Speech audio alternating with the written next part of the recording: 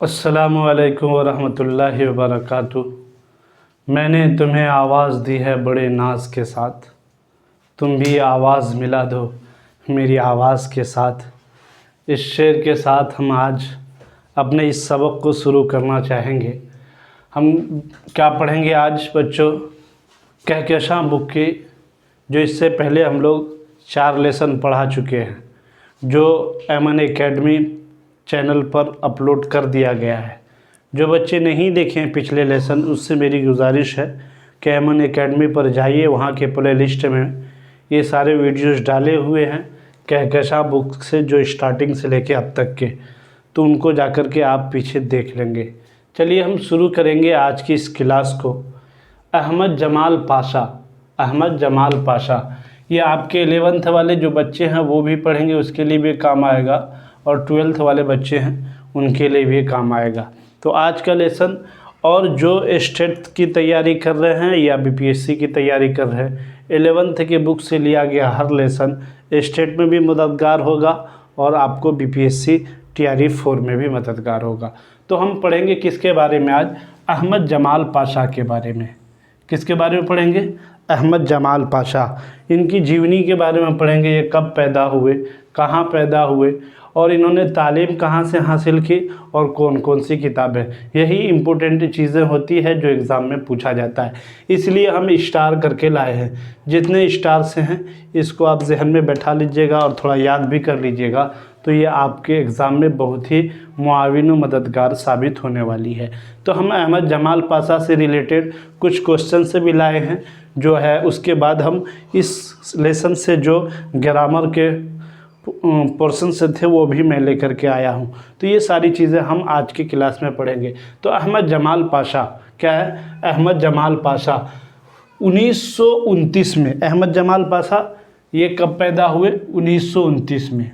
अहमद जमाल पाशा 1929 इलाहाबाद में पैदा हुए। महल्ला खुल्द आबाद है, महल्ला खुल्द आबाद है। इसमें 3 ऑब्जेक्टिव क्वेश्चन आपके आ गए। कौन कौन से आ गए?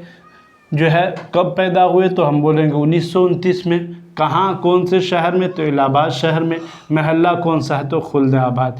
ये 3 आपके ऑब्जेक्टिव क्वेश्चन से भी हो गए, और आप इसे, आपके लिए सब्जेक्टिव क्वेश्चन तो ये है ही, इसलिए मैं इस तरह के क्वेश्चन से लाता हूँ ताकि आपके लिए सब्जेक्टिव को भी और ऑब्जेक्टिव दोनों हल करना आसान हो जाए। समझ रहे हो ना बच्चों? अगर ये क्लासेस आपको अच्छी लग रही है तो मैं इससे पहले भी बोला हूँ कि लाइक कीजिए, शेयर भी कीजिए और सब्सक्राइब भी कीजिए, ताकि मुझे मोटिवेट मिलता रहे और मैं आपके लिए इसी तरह की क्लासेस लेकर आता रहूं। वालिद का नाम क्या है? वालिद का नाम क्या है? सुजात हुसैन है। वालिद का नाम क्या है? सुजात हुसैन। और दादा का नाम क्या है? नजफ़ अली था। याद रखेंगे बच्चों, वालिद का नाम सुजात हुसैन, दादा का नाम नजफ़ अली। पैदा कहाँ हुए? इलाहाबाद में। कौन सी ईस्वी में पैदा हुए? 1929 में। महल्ले का नाम क्या था? खुल्द आबाद। वालिद का नाम सुजात अली, दादा का नाम नजफ़ अली। ये चीज़ें क्लियर हो गई। हम अगले लाइन में चलेंगे। अहमद जमाल पाशा, अहमद जमाल पाशा 1950 ईस्वी को कौन सा हाई स्कूल से मैट्रिक का इम्तिहान पास किया? अहमद जमाल पाशा, सवाल आ जाएगा कि अहमद जमाल पाशा मैट्रिक का इम्तिहान कौन से स्कूल से पास किया? तो हम क्या बोलेंगे? क्वींस। और जो है कौन सी ईस्वी में क्या? तो हम क्या बोलेंगे? 1950 में। तो अहमद जमाल पाशा ने 1950 ईस्वी में क्वींस स्कूल से हाई स्कूल यानी मैट्रिक का इम्तिहान पास किया। तो इतनी बातें समझ में आ गई। मैं बार बार कहता हूं कि हम लोग क्या करते हैं, एग्ज़ाम को सिर्फ 2 महीने बचे हैं, तो आप जो है थोड़ी सी तैयारी को बढ़ाइए। मैं बोला पहले आप जो है, मैं क्लासेस के अंदर ये बात कह चुका हूँ कि जो पहले 5 घंटा पढ़ते थे वो 8 घंटा कर दो, जो 8 घंटा पढ़ते थे वो 10 घंटा कर दो। बच्चे अगर ज़िंदगी में कामयाबी चाहते हो ना, तो मिटा दो अपनी हस्ती को अगर कुछ मर्तबा चाहो, कि दाना खाक में मिलकर गुलो गुलजार होता है। अगर हम अपने आप को चाहते हैं कुछ आला मकाम तक पहुंचाना, कुछ अच्छे मकाम तक पहुंचाना चाहते हैं, तो थोड़ी सी मेहनत करनी पड़ेगी। हम चाहते हैं कि हमारा 100 में से 90 नंबर आए, तो सिर्फ है जो है लेक्चर देख लिए, फिर उसे याद नहीं किए, नोट नहीं किए और ऐसे ही बैठे रह गए तो फिर हमारे 100 में से 90 नंबर नहीं आएंगे। मैं दावा करता हूँ मेरे पढ़ाए हुए लेसन से को और ये ग्रामर के पोर्शन से को, ये सब को अच्छे से आप पढ़ लिए और नोट भी कर लिए तो मैं 100% कहता हूँ 100 में से 90 नंबर आएंगे। लेकिन कब आएंगे? जब आप पढ़ेंगे तब। तो चलिए देखिए, तो ये हो गया, हम पढ़ लिए। अब चौथे लाइन पे आ जाएंगे हम। 1957 ईस्वी को उन्होंने सर सैयद हाल मैगजीन स्कॉलर का पैरोडी नंबर निकाला। ये सवाल आ गया, ये भी सवाल आ सकता है कि सर सैयद, ये अहमद जमाल पाशा ने सर सैयद हाल मैगजीन और उसका स्कॉलर पैरोडी नंबर कब निकाला था? तो हम क्या बोलेंगे? 1957 ईस्वी में। समझ गए ना बच्चों? मेरे दोस्तों आप समझ गए होंगे। मजाज के लतीफ़े शाये की, मजाज के लतीफ़े किसने शाये की? तो क्या बोलेंगे मेरे दोस्तों? हम बोलेंगे अहमद जमाल पाशा। दो शादी की और दूसरी बीवी का नाम सरवरी जहां बेगम था। अक्सर सवाल आता है कि अहमद जमाल पाशा की बीवी का, दूसरी बीवी का नाम क्या है?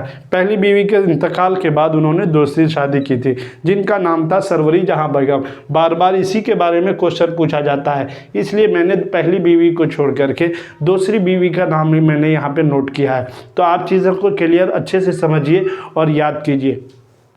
28 सितंबर 1987 ईस्वी को मुलाजमत के दौरान ही दिल का दौरा पड़ने से इंतकाल हो गया। कब इंतकाल हो गया, कैसे इंतकाल हुआ? सवाल आ जाएगा अहमद जमाल पाशा कैसे इंतकाल किए? तो क्या बोलेंगे? दिल का दौरा पड़ने से, यानी हार्ट अटैक आने से। किस वजह से? हार्ट अटैक आने से। कब इंतकाल हुआ? 28 सितंबर 1987 ईस्वी को। 28 सितंबर 1987 ईस्वी को मुलाजमत के दौरान ही, यानी नौकरी के दौरान ही अहमद जमाल पाशा का इंतकाल हो गया। इतनी चीज़ें क्लियर हो गई ना? फिर चलेंगे हम अगले इस पे देखेंगे। 1986 ईस्वी में सागर सूरी गालिब अवार्ड उन्हें अता किया गया। सागर सूरी गालिब अवार्ड उन्हें अता किया गया। किसे? जो है अहमद जमाल पाशा को। कब अता किया गया? 1986 ईस्वी में। कौन सा अवार्ड अता किया गया? तो सागर सूरी गालिब अवार्ड। समझ गए ना बच्चों? क्या मैं बताना चाह रहा हूँ? अहमद जमाल पाशा को 1986 में सागर सूरी गालिब अवार्ड से अता किया गया, से नवाजा गया। तो समझ गए ना? सवाल आपको ऐसे आएगा कि अहमद जमाल पाशा को कौन से अवार्ड से अता किया गया, कौन सा अवार्ड दिया गया? तो क्या बोलेंगे? सागर सूरी अवार्ड। कौन सी ईस्वी में दिया गया? 1986 ईस्वी में। ये चीज़ें क्लियर हो गई ना बच्चों? हम चलेंगे आगे, उनकी अहम किताबों के नाम देखेंगे। किन की अहम किताबों के नाम? जो है अहमद जमाल पाशा के अहम किताबों के नाम। ये चीज़ें पहले एक बार हम जो पढ़े हैं उसको रिवाइज कर लेते हैं ताकि जहन में एकदम व्यवस्था हो जाए, ताकि हम कभी भी इसको ना भूलें। तो अहमद जमाल पाशा पैदाइश 1929 ईस्वी में, शहर इलाहाबाद में, महल्ले खुल्दाबाद में। वालिद का नाम सुजात हुसैन, दादा का नाम नजफ़ अली था। 1950 को क्वींस हाई स्कूल से मैट्रिक का इम्तिहान पास किया। 1957 ईस्वी में उन्होंने मैगजीन स्कॉलर का पैरोडी नंबर निकाला, सर सैयद हाल मैगजीन का। उसके बाद मजाज के लतीफ़े आपने शाये किए। बीवी का नाम सरवरी जहां बेगम था। 28 सितंबर 1978 ईस्वी को मुलाजमत के दौरान दिल का दौरा पड़ने से आपका इंतकाल हो गया। 1986 ईस्वी को सागर सूरी अवार्ड से आपको गालिब अवार्ड से आपको नवाजा गया।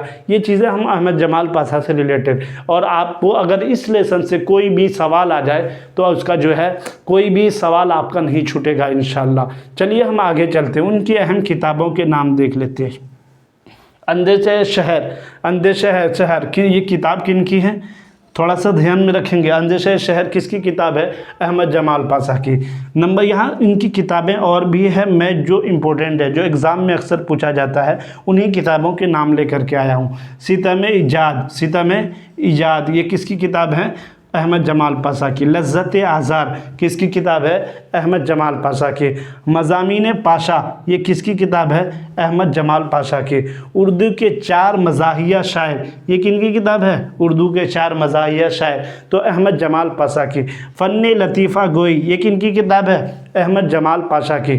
मुल्ला नसरुद्दीन के लतीफ़े, ये किनकी किताब है? अहमद जमाल पाशा की। दुनिया लोक कहानी, दुनिया की लोक कहानियाँ, ये किनकी किताब है? अहमद जमाल पाशा की।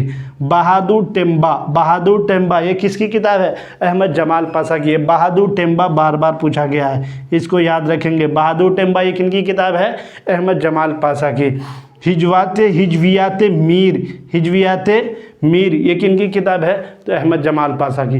ये 10 किताबें थी जो हमने यहाँ पे नोट की।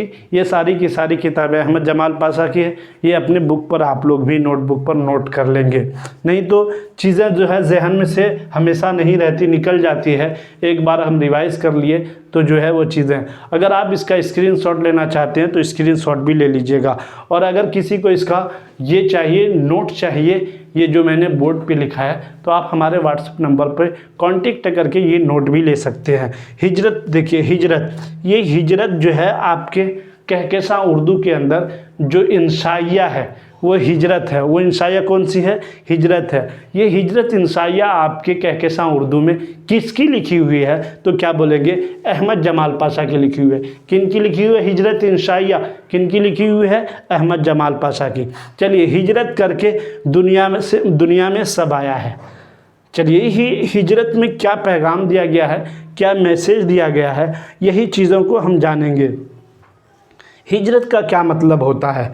हजर यहजुरु एक अरबी लफ्ज़ है। हजर यहजुरु, हिजरत का मतलब होता है एक जगह से दूसरी जगह हिजरत कर जाना, एक जगह तमाम चीज़ों को छोड़ करके दूसरी जगह चले जाना, वही क्या कहलाता है? हिजरत कहलाता है। और हिजरत को एक तरह का सफ़र में क्या होता है? लोग वापस आ जाते हैं। हिजरत में क्या होता है? लोग बहुत दिनों के लिए घर छोड़ करके चले जाते हैं, उसी को हिजरत कहते हैं। तो अल्लाह के नबी सल्लल्लाहु अलैहि वसल्लम को जब मक्का के अंदर कुफ़ारों ने सताया, उस पर जुल्म ढाए और उनको सताया गया, तरह तरह की अजियतें दी गई, तो अल्लाह के नबी सल्लल्लाहु अलैहि वसल्लम मक्का से हिजरत करके कहाँ चले गए थे? बोले बच्चों, अल्लाह के नबी जो है मदीना चले गए थे हिजरत के। उसी हिजरत, वही लफ्ज़ हिजरत है यहाँ पे, वही लफ्ज़ हिजरत है। तो यहाँ पे हिजरत खाना बदोशों के हिजरत, बंजारों की हिजरत के बारे में बताया गया। किसके? बंजारों के हिजरत के। ये बंजारा जानते होंगे, बंजारा का दूसरा नाम क्या है? खाना बदोश। बंजारे का दूसरा नाम क्या है? खाना बदोश। खाना बदोश किसको कहते हैं? खाना का मतलब आता है मेरे बच्चों, खाने का मतलब आता है घर। खाने का मतलब क्या आता है? घर, खाना। एक होता है जो खाना, वो खाना मत समझिएगा, बड़ी ख़ास है खाना। एक होता है ये खाना जो आप हमेशा खाते रहते हो, खाना तो ज़िंदगी भर तो खाते ही हो, पढ़ना लिखना तो कुछ है नहीं। उसके बाद दूसरा आता है ये खाना, ये खाना। तो इस खाने का मतलब क्या है? घर। और इस खाने का मतलब जो तुम खा खा के ढकारे मारते हो, वही खाना ये हो गया। तो हम वो नहीं समझेंगे, ये समझेंगे खाना क्या है। इस खाने का मतलब हुआ घर, तो वही है खाना बदोश। बदोश का मतलब क्या आ गया बच्चों? बदोश का मतलब आ गया कंधा। बदोश का मतलब कंधा। तो क्या हो गया? यानी जिसके घर कंधे पर होते हैं, जिसके घर, किनके घर कंधे पर होते हैं? खाना बदोश के, बंजारों के घर कंधे पर होते हैं। तो उन्हीं का जिक्र जो है हिजरत लेसन में स्टार्टिंग में बताया गया। और उसके बाद कहा गया कि हिजरत की क्या क्या खूबियां हैं और उनकी क्या क्या खामियां हैं। और ज़िंदगी में कोई फ़र्द ऐसा नहीं है जिसको हिजरत की ज़रूरत नहीं पड़ती। अगर कोई स्कूल कॉलेज में तुम लोग पढ़ते हो तो घर से हिजरत करके स्कूल जाना पड़ता है। अगर कोई जो है अपने नानिहाल जा रहा है तो अपने घर से हिजरत करके अपने नानी के घर जा रहा है। और उसी तरह कोई कमाने के लिए जा रहा है तो अपने बीवी और बच्चों को घर छोड़ करके जो है कमाने के लिए दिल्ली, मुंबई, पंजाब, इंग्लैंड, ऑस्ट्रेलिया जहाँ भी जाता है तो वो भी हिजरत करके ही जाता है। उसी तरह कोई ऑफिस में ड्यूटी करता है तो वह भी हिजरत, अपने घर से हिजरत करके ही जो है ड्यूटी के लिए निकलता है। तो वो सारी चीज़ें हिजरत के अंदर बयान की गई। तो सभी लोग इस दुनिया में, यानी हम लोग कहाँ थे? तो जो है दुनिया में अल्लाह तबारक व तआला ने हमको इस दुनिया में लाया, तो हम भी हिजरत करके आए और इस दुनिया से हिजरत करके आखिरत में चले जाएंगे ना। इस सबक में खाना बदोशों की हिजरत का जिक्र हुआ है। तो जो है हज़रत आदम अलैहिस्सलाम को भी अल्लाह ने जन्नत से दुनिया का सफ़र करवाया, क्या किस ज़रिए? हिजरत के ज़रिए। तो ये सारी चीज़ें हिजरत से रिलेटेड हो गई। अगर आपको जो है ये लेसन जो है लंबी लगे तो आप स्पीड कर लीजिएगा, बढ़ा लीजिएगा, लेकिन स्किप मत कीजिएगा। मैं बार बार कहता हूँ, इससे पहले वो है मलिक सिराज, मंतसा और उधर जो है आतिफ़ा, इन सारे बच्चों ने ऑर्डर दिए थे कि सर आप क्लास लेकर के आइए। जब क्लास आ रही है तो किसी का कमेंट में नहीं आ रहा है, तो मैं सबसे कहूँगा कि उसी तरह जो है 12th के हमारे जितने बच्चे हैं, सबसे मेरी गुजारिश है कि आप जो है कमेंट में अपने नाम के साथ कमेंट कीजिए, ताकि मुझे पता चले कि मेरी क्लास कौन कौन बच्चे देख रहे हैं, और ताकि मुझे ये लगे कि मैं ये क्लास ला रहा हूँ तो बच्चों के काम आ रहे हैं कि नहीं आ रहे हैं। आप कमेंट करेंगे तब ना पता चलेगा। उसी तरह जो है मुबारका है, वाजिदा, तबस्सुम है, साइंस के बच्चे और आर्ट्स के बच्चे जितने हैं, सबसे मेरी गुजारिश है कि आप लोग जो है कमेंट बॉक्स कमेंट कीजिए अपने नाम के साथ, ताकि पता चले मैं जो क्लास ला रहा हूँ, लेकर आ रहा हूँ, आप लोगों को इससे फ़ायदा पहुँच रहा है या नहीं पहुँच रहा है। चलिए हम ये चीज़ें पढ़ चुके हैं अहमद जमाल पाशा और हिजरत के बारे में, उसी से रिलेटेड हम कुछ क्वेश्चंस आपके लिए लेकर के आए हैं। सवाल देखिए, ये सवाल है हिजरत का ताल्लुक किस सिन्फ़े अदब से है।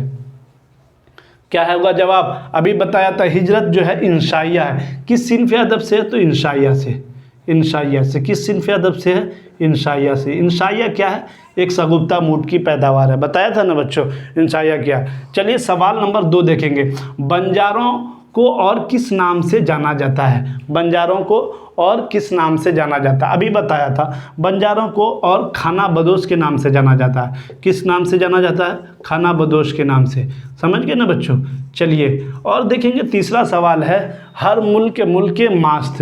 ये हिजरत सबक के अंदर जो है ये जुमला आया था कि हर मुल्क मास्त। इसका क्या मतलब होगा कि तमाम मुल्क हमारा मुल्क है, तमाम मुल्क हमारा मुल्क है, सभी मुल्क हमारा मुल्क है, तमाम मुल्क हमारा मुल्क है। तो याद रख लेंगे हर मुल्क मास्त है, यानी सभी मुल्क है, तमाम मुल्क है, हमारा मुल्क है। ये कौन कहता है? खाना बदोश। यानी खाना बदोश की ज़िंदगी जानते हुए होंगे, और वो खाना अपने जो है अपने घर को अपने कंधे पर रख लेता है, कहीं नदी के किनारे, किसी तालाब के किनारे, किसी दरिया के किनारे, किसी झील के किनारे, किसी पोखर के किनारे, या जो है किसी तालाब के किनारे, किसी बिल्डिंग के किनारे, या किसी नहर के किनारे, जहाँ चाहे वो अपना घर लगा देता है, उसी को कहते हैं। इसलिए कहा वो तमाम हर मुल्क मास्त है, यानी सभी मुल्क हमारा मुल्क है।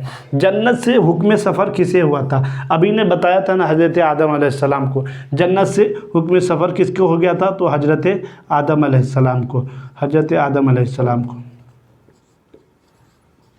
तो ये चीज़ें हो गई, हम पढ़ लिए। इनसे रिलेटेड सवाल जवाब कुछ थे, और इनसे भी और सवाल भी बन सकते हैं जो आने वाले थे, मैंने यहाँ पे लिख दिया है आपको। आप इसका जो है स्क्रीनशॉट भी ले सकते हैं, नोट्स चाहिए तो नोट्स भी ले सकते हैं। आप मेरे नंबर पे कांटेक्ट कीजिएगा। नंबर है 87 57 68 90 45। इस नंबर पर नोट से चाहिए तो आप कांटेक्ट करके ले सकते हैं। मुतरादिफात बनाइए। इससे पहले बताया था मैं मुतरादिफ किसे कहते हैं। मुतरादिफ अल्फाज उस लफ्ज़ को कहते हैं जिसके माना एक हो लेकिन अल्फाज अलग हों। मुतरादिफ अल्फाज किसे कहते हैं? जिसके माना एक हों लेकिन अल्फाज अलग हों, उसे तो इसमें जो है आप क्या करेंगे, हमें मुतरादिफात बताएंगे। क्या बताएंगे? मुतरादिफात। कि बात का मतलब क्या हुआ? हवा। बात का मतलब क्या हुआ? हवा। तो इसी के मुतरादिफ बात भी हो सकते हैं, हवा भी हो सकता है, नसीम भी हो सकता है, सबा। सबका मीनिंग एक ही है लेकिन अल्फाज अलग हैं। यही है मुतरादिफ अल्फाज, इसी को कहते हैं जिसके मीनिंग एक हो और अल्फाज अलग हो। हिसार। हिसार का मतलब होता है घेरना, उसी को कहते हैं किला, उसी को कहते हैं दीवार। ठीक है, मीनिंग एक ही है, अल्फाज अलग हैं। नज़गा क्या है? नरगा क्या है? ये नरगा। नरगा का मतलब मुहासरा, दायरा, यानी कि किसी एरिए को घेर लेना, वही नरगा कहलाता है। तो क्या है? मुहासरा उसी के मीनिंग है, दायरा उसी का मीनिंग है। ठीक है, एक ही मीनिंग है, अल्फाज अलग है। तातिल का मतलब आता है छुट्टी, वक्फा, ये सब जो है एक ही माने में है लेकिन अल्फाज अलग हैं। यलगार, इसी को मुतरादिफ अल्फाज कहते हैं। यलगार का मतलब होता है हमला। उसी तरह अगियार, ये यलगार में वही मीनिंग में है, हमला भी उसी मीनिंग में है। अगियार गैर की जमा है, जिसके माना आता है गैर, दुश्मन। अल्फाज अलग हैं लेकिन मीनिंग एक है। फ़ाल का आप लोग क्या मुतरादिफ अल्फाज होगा, ये आप हमको कमेंट बॉक्स में बताइएगा। तो आज की क्लास बच्चों यहीं तक। अगर आपको अच्छी लग रही है तो लाइक कीजिएगा, सब्सक्राइब कीजिएगा और शेयर करना भी नहीं भूलिएगा। ठीक है, आप सबका शुक्रिया।